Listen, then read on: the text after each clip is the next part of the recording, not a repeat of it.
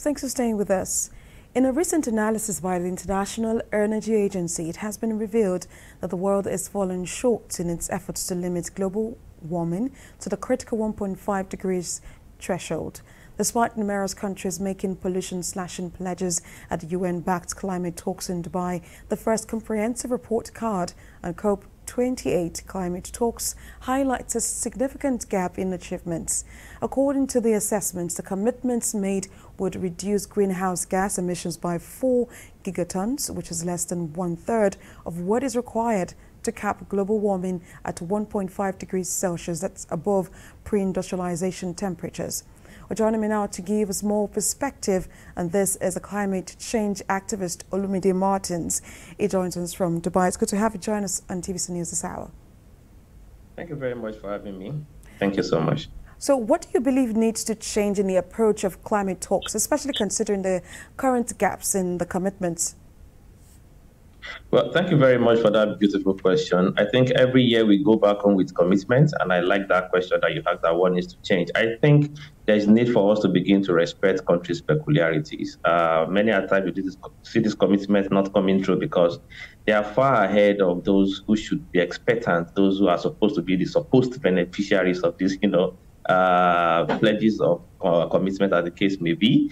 And then we also need to start looking into available resources within our shores. We are Africans from the global south. We bear the biggest brunt, and so we should be able to look inward as against, going every year to begin to wait for pledges and commitment that have never failed. I've always failed to come. And also, more importantly, I think there is an aspect that is missing in this conversation.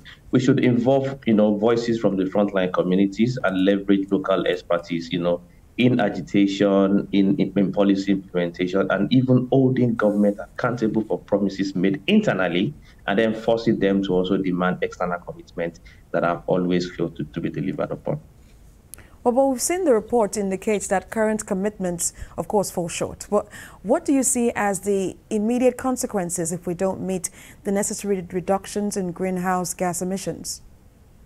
Well, we can always imagine the worst.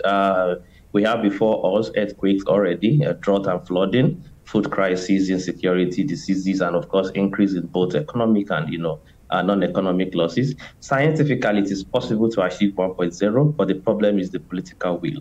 So we can always expect, more infraction on our social cohesion, and of course, insecurity, like I did mention. So we can just begin to imagine consequences that could be avoided if political will is delivered upon. So it's not what we want to even see at all.